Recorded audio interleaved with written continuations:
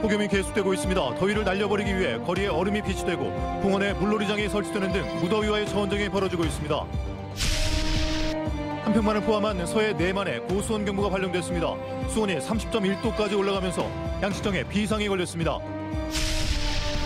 이번 전국체전에서 2연패를 노리는 목포시청 하키팀이 폭염 속에서도 구슬땀을 흘리고 있습니다. 사무관리비 횡령 창구로 쓰였던 전남도청 매점 운영을 공무원 노조가 포기하면서 전라남도가 새 운영자를 찾고 있습니다.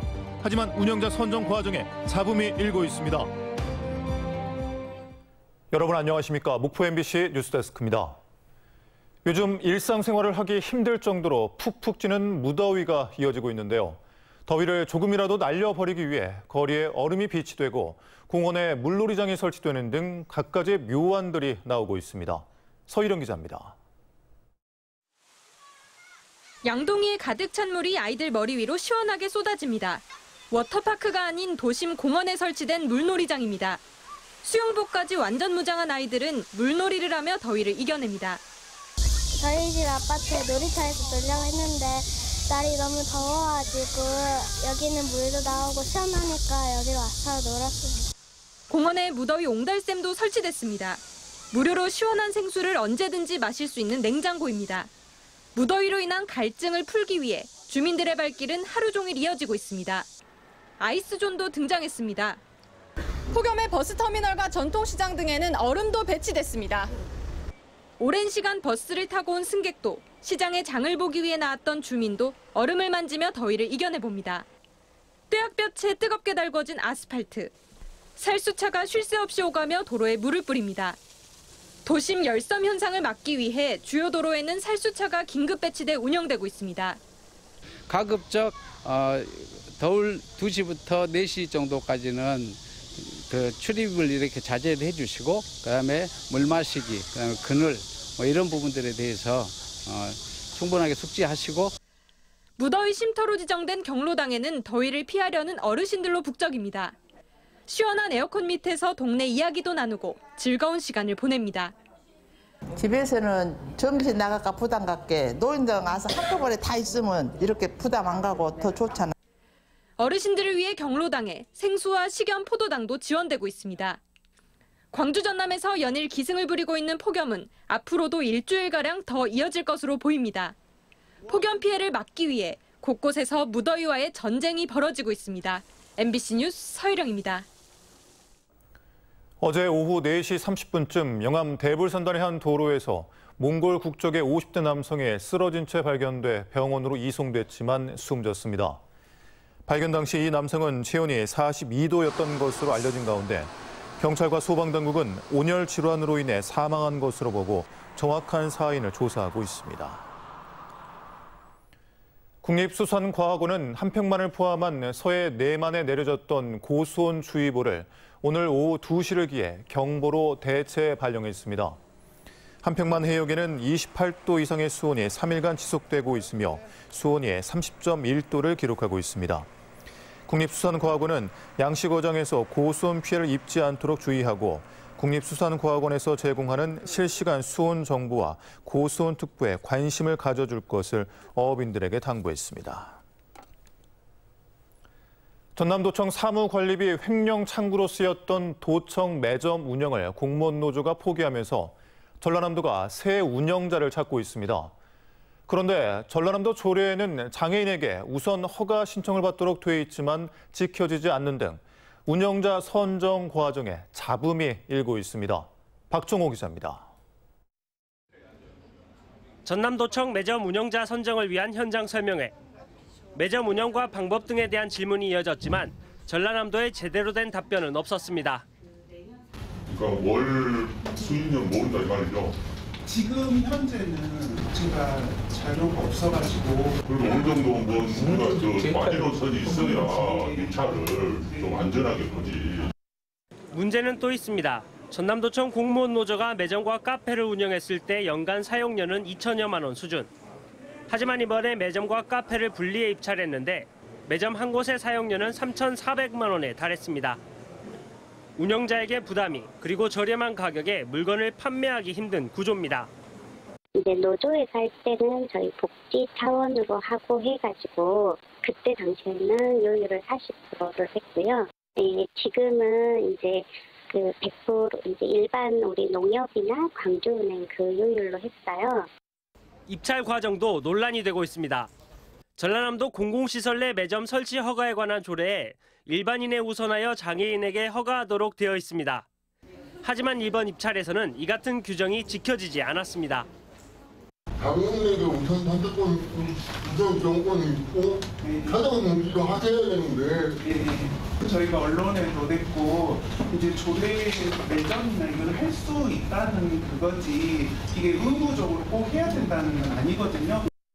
도청 매점 사용 허가 기간도 추가 연장 없이 최대 3년으로 못 박았습니다. 전라남도는 그동안 잘못된 매점 운영 관행을 끊고 새롭게 시작하겠다고 했지만 별반 달라진 모습을 찾아보기 힘듭니다. MBC 뉴스 박종호입니다. 한국 전쟁 당시 미군의 폭격으로 민간인들이 희생된 노근리 사건과 비슷한 일이 여수에서도 벌어졌습니다. 여수판 노근리 사건으로 불리는 이하포 사건인데요. 오늘 73주기 추모제가 열렸지만 진상규명은 10년이 넘도록 답보 상태에 머물러 있습니다. 김단비 기자입니다. 1950년 8월 3일 미군 전투기가 피난선을 공격해 150여 명이 숨진 여수 이하포 사건. 온 가족이 피난선에 올랐던 이춘혁 씨는 그때의 끔찍한 기억을 단 한순간도 잊은 적이 없습니다. 갑작스러운 폭격에 부모님과 동생들을 잃고 세 가족만 살아남아 힘들고 긴 세월을 버텨왔습니다. 이후 누나와 남동생이 세상을 떠나고 홀로 남은 이 씨. 16살이던 소녀는 이제 89살 백발의 노인이 됐습니다. 두 번 폭격은 또 갔습니다. 가다가 사람들이 여기서 저쩌면 뗏목 줄 잡고 들어와서 사람 태워 나오는 길에 또 나와서 또 폭격했어요. 동생도 저랑 떠났고 남은 건 저 혼자 보입니다. 이하포 사건으로부터 엿새 뒤 인근 두르겨 해상에서도 비슷한 폭격이 일어났습니다. 조기를 낚던 어민들이 폭격을 당해 10명 이상이 희생됐습니다. 지난 2010년 진실 화해를 위한 과거사정리위원회는 이하포 두르겨 사건에 대한 피해 사실을 공식 인정했습니다. 하지만 직접적인 문서 부족으로 가해 주체를 미군 전투기로 추정하는 데 그쳤습니다. 이후 13년이 흘렀지만 진상규명은 여전히 답보 상태에 머물러 있습니다. 여수시는 지난해야 민간단체 중심의 추모제를 시 주체로 개최하고 올해는 이하포 앞바다에 묻혀있는 침몰선 추정 선박 일부를 인양하기 위한 사전 용역에 들어갔습니다. 침몰 선박을 조사해서 이하포 사건과의 연관성을 분석할 예정입니다. 용역 결과 연관성이 확인되면 선박 인양을 위한 국비 지원 건의 자료로 활용할 계획입니다. 70년 넘게 묻혀있는 한국전쟁의 또 다른 비극. 생존자와 유족들은 지금이라도 희생자들의 넋을 기릴 수 있도록 체계적인 진상규명이 이루어지길 간절히 바라고 있습니다. MBC 뉴스 김담입니다. 제104회 전국체전을 앞두고 전남을 대표해 체전에 출전하는 선수들을 소개하는 시간입니다. 오늘은 전국체전 2연패를 노리는 목포시청 하키팀을 최다운 앵커가 만나고 왔습니다. 이른 아침부터 선수들이 구슬땀을 흘리고 있습니다. 무더위를 피하기 위해 오전 10시부터 훈련에 들어갔지만 기온은 30도를 훌쩍 넘습니다. 목포시청 하키팀은 오는 10월 열리는 전국체전에 전남 대표로 출전합니다. 슈팅 훈련을 시작으로 전술훈련까지 선수들은 실전 감각을 높이기 위해 공격과 수비로 미니 경기를 하기도 합니다. 선수들의 계속된 슈팅에 골키퍼는 쉴 틈도 없이 매우 바빠 보입니다. 제가 착용한 게 하키 골키퍼 장비들의 일부분입니다. 이 장비만 약 15kg에 달할 정도로 무거운데요. 움직이기는커녕 가만히 서 있기도 힘들 정도입니다. 목포시청 하키팀은 제103회 전국체전에서 14년 만에 우승을 차지했었는데요.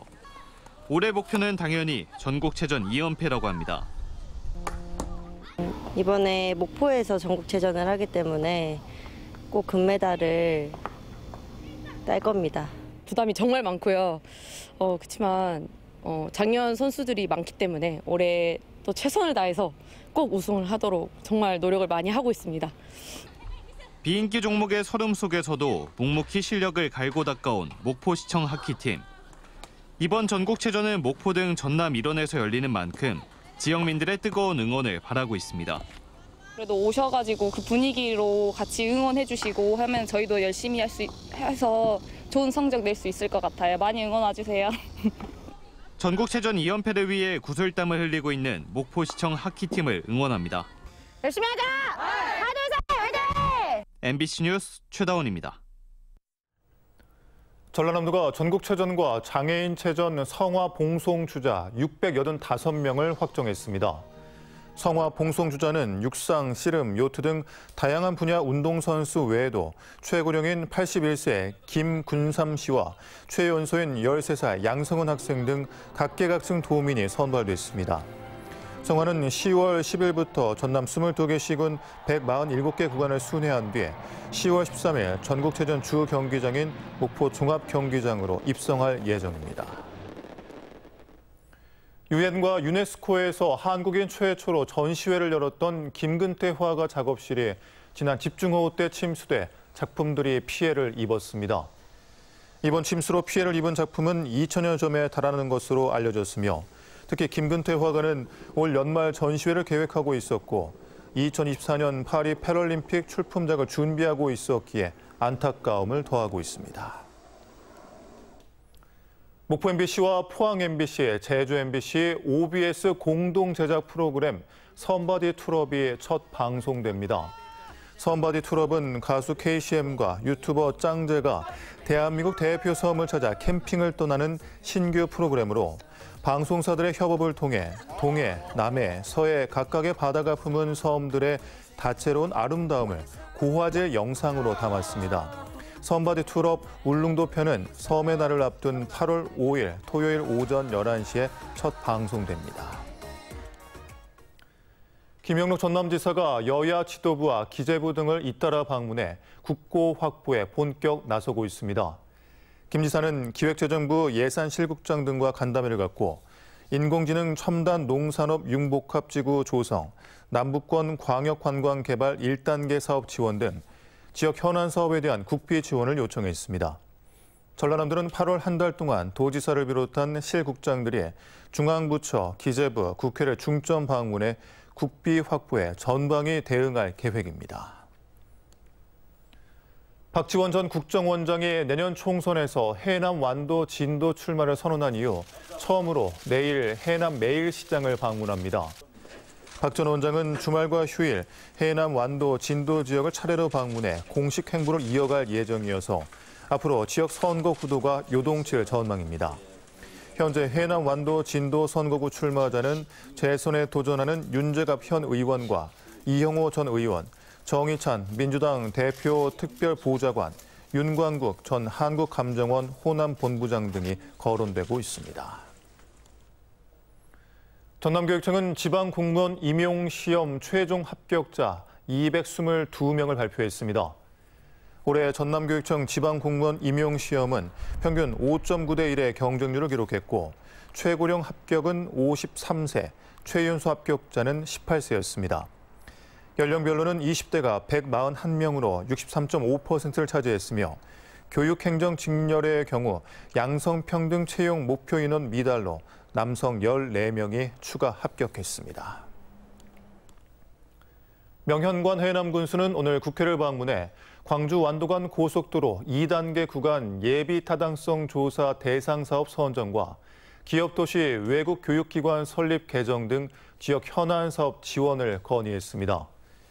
광주 완도간 고속도로 2단계 사업은 1조 5,965억 원의 국비가 투입돼 강진군 작천면에서 해남군 북평면 남창까지 37.5km 구간이 건설되는 사업입니다.